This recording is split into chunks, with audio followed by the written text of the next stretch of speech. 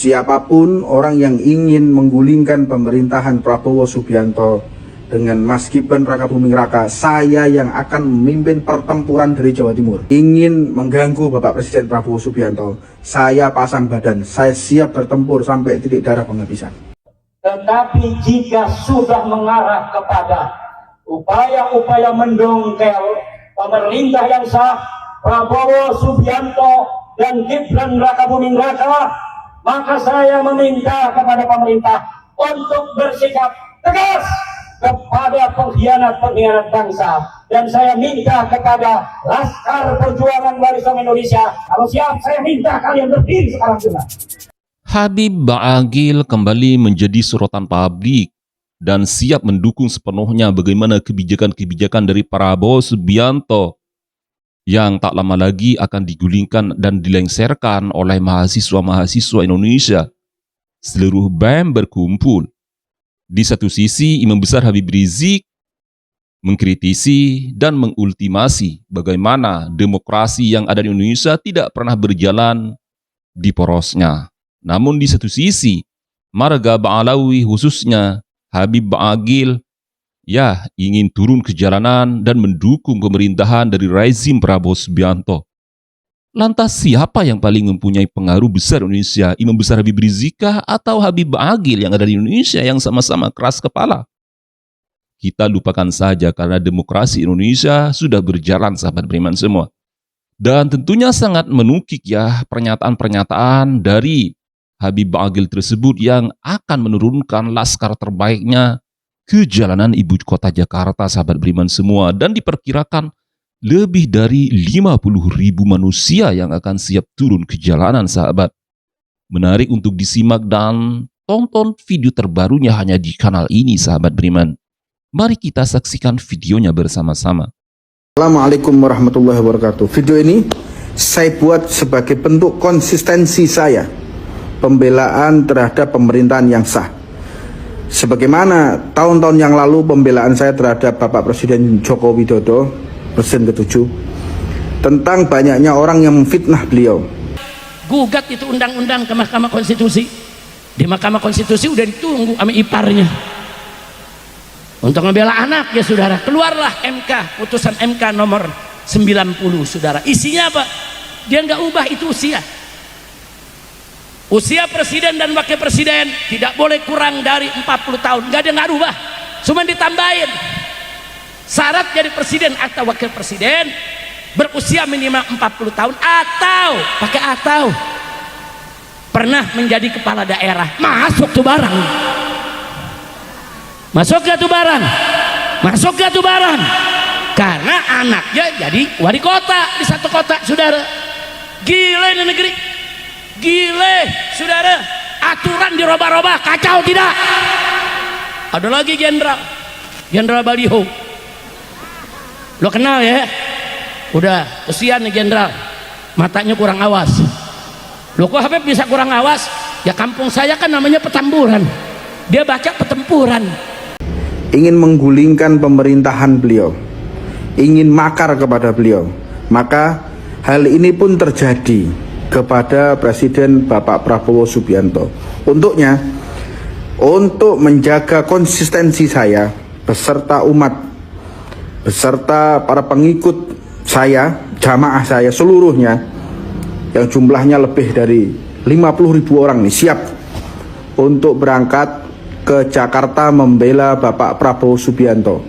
Siapapun orang yang ingin menggulingkan pemerintahan Prabowo Subianto dengan Mas Gibran Rakabuming Raka, saya yang akan memimpin pertempuran dari Jawa Timur. Belum hukum potong tangan, belum hukum pancung, saudara, belum hukum rajam, saudara. Dunia nggak diam. Kalau Indonesia lemah menerapkan hukum Islam, ditekan habis. Makanya kalau kita menerapkan hukum Islam, Indonesia harus kuat. Kuat secara ekonomi, kuat secara militer, saudara.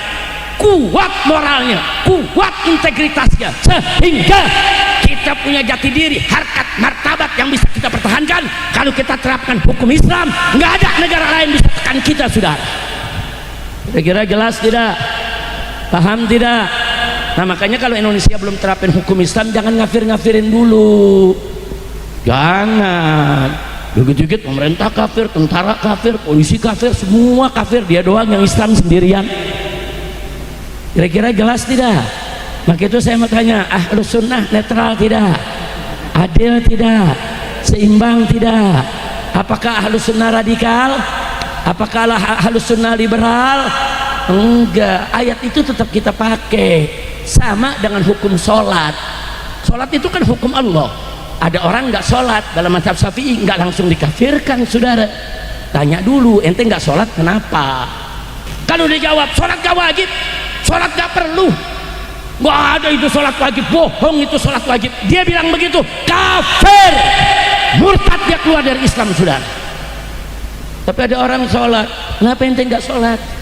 Dijawab, ya anda tahu sholat wajib, emang gimana ya, kadang-kadang anda sibuk, kadang-kadang anda repot, kadang-kadang anda banyak lupa, kadang-kadang gimana ya, anda masih males, tapi anda tahu itu wajib, anda tahu dosa, anda nggak sholat. Nggak boleh kita kafirin, saudara. Yang begini disadarkan, didakwahkan agar dia tidak meninggalkan sholat, saudara. Atau ada orang baru masuk Islam, nggak sholat-sholat, kita tanya, kenapa nggak sholat? Dijawab, anda nggak tahu sholat wajib, anda masuk Islam aja, ngucapin 2 kalimat syahadat terus nggak ada yang bimbing anak nggak tahu kok sholat 5 waktu wajib. Atau dibilang anak kira zuhur doang yang wajib. Nah, boleh dikafirkan lagi yang begini? Nggak boleh, diajarin. Yang nggak tahu ajarkan, saudara. Yang lalai sadarkan, saudara. Tapi yang melawan, menentang hukum Allah, itu yang kafir. Kira-kira jelas tidak? Paham? Saya udah kasih 2 contoh tuh. Udah cukup ya 2 contoh ya? Cukup apa lanjut? Cukup apa lanjut? Betul, lanjut. Satu lagi deh, yang terakhir. 3 aja, 3. Bu, saya mau tanya, Ahlus Sunnah indah tidak? Bagus tidak? Alhamdulillah. Nah yang ketiga, tadi kan yang pertama ayat Quran, kedua ayat Quran, yang ketiga hadis dah. Kita pakai hadis, saudara. Dalam satu hadis sahih, Nabi mengatakan, kullu bid'atin dolalah wa kullu dolalatin finnar. Setiap sesuatu yang baru itu adalah sesat, dan setiap kesesatan itu masuk neraka, ada di dalam neraka. Hadis Nabi, hadis sahih, saudara. Nggak boleh kita tentang hadis. Nah sekarang kelompok radikal apa dia bilang? Tuh lihat, pokoknya semua yang baru bid'ah. Nggak ada tuh bid'ah dolalah, bid'ah hasanah, bid'ah dibagi 2, enggak. Semua bid'ah dolalah, sesat. Nggak boleh kita bagi-bagi. Dari mana tuh mau dibagi-bagi? Ada bid'ah dolalah, ada bid'ah hasanah, ada bid'ah sayyi'ah, ada bid'ah mahmudah. Bohong itu semua, kata dia. Nabi mengatakan kullu bid'atin dolalah, bid'ah adalah sesat, titik. Semua bid'ah sesat. Luar biasa. Kita tanya, maksud ente bid'ah apa?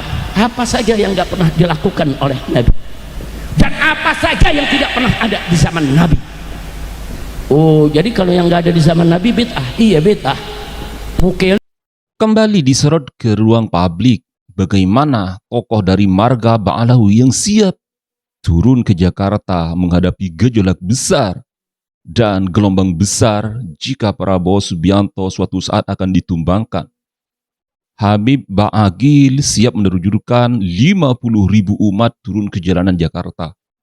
Tak tanggung-tanggung memang ketika marga Ba'alawi ada yang menyokong seperti ini. Tentunya polemik ini akan terus memanas sepanjang waktu dan akan semakin liar. Di satu sisi Imam Besar Habib Rizik menantang dan menentang bagaimana kebijakan-kebijakan dari demokrasi Indonesia yang seluruhnya dikepung oleh tentara-tentara nasional yang siap mengamankan bagaimana pemerintahan dari Prabowo Subianto dan rezim ini terus berjalan pada porosnya. Namun di satu sisi ada yang kemudian ingin membubarkan. Siapa sebenarnya yang paling mempunyai pengaruh panggung di Indonesia yang semakin sulit untuk dijabarkan? Umat bingung dihadapkan dengan bagaimana dari marga Ba'alawi yang kemudian bisa menurunkan dan menerjunkan pasukan 50.000 katanya. Kita tunggu saja ya, karena di satu sisi ada yang mempercayai bahwa Ba'alawi adalah cucu Nabi, sementara yang lainnya tidak pernah lagi mempercayainya. Ya, saya rasa ini adalah dunia perpolitikan di luar batas normal manusia normal. Saya bisa katakan begitu. Nama Prabowo kembali masuk pada pusaran perdebatan setelah Habib Rizik mengeluarkan ultimatum kerasnya dan kritik keras yang menyita terhadap perhatian publik serta dinamika dunia perpolitikan Indonesia. Pernyataan itu langsung memancing beragam reaksi, dan tentunya pendukung menganggapnya sebagai bentuk pengawasan terhadap penguasa, sementara pihak lain mulai melihat kritik sebagai sebuah tantangan meskipun harus dilumuri dengan berita-berita dan isu liar, sahabat. Yang jelas setiap kali Habib Rizik angkat suara, gaungnya sulit untuk dilupakan karena menembus batas kelompok pendukung dan menjadi bahan perbincangan nasional. Sangat menarik ya, di satu sisi mereka memberikan narasi dan ultimasinya kepada pemerintahan Prabowo Subianto. Namun di satu sisi ada yang ingin menggulingkan. Ada apa dengan Bang Alawi? Dan saya rasa dunia perpolitikan dan dinamika Islami di Indonesia tengah dihadapkan pada isu yang semakin sulit untuk dijabarkan satu persatu. Dan panggung politik kembali dipenuhi dengan tanda tanya. Habib Rizik melempar kritik yang membuat nama Prabowo menjadi pusat perhatian umat.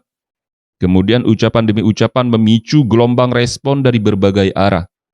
Di media sosial, perdebatan tak terhindarkan, dan sebagian mendukung dan lain sebagainya mengecam.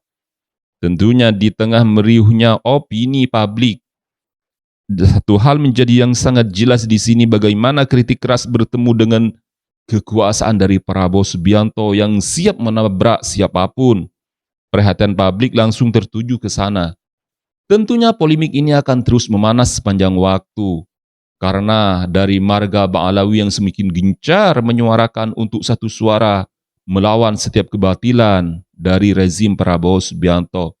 Namun di satu sisi Habib Rizik memberikan komentar-komentarnya bahwa tak mungkin mereka bisa dipulangkan ke Yaman. Antusiasme dari para pendukung dari dua kubu antara Imam Besar Habib Rizik berhadapan dengan Prabowo Subianto akan semakin liar di Indonesia. Polemik demi polemik yang sudah dilontarkan oleh Imam Besar Habib Rizik, terlebih Imam Besar Habib Rizik mengusut KM50 yang tak pernah habis untuk dibahas. Bahkan menyeret 6 tokoh dari Laskar FPI yang tewas oleh orang-orang yang tak pernah bertanggung jawab. Polemik dan misteri tentang tewasnya Laskar FPI tersebut dituntut oleh Imam Besar Habib Rizik dan akan dibawa ke ranah internasional, sahabat beriman semua. Ada yang mendalangi dan ada yang membiayai katanya. Bagaimana kelanjutannya? Update terus video dan informasi terbaru hanya di kanal Muslim Kontroversi, sahabat.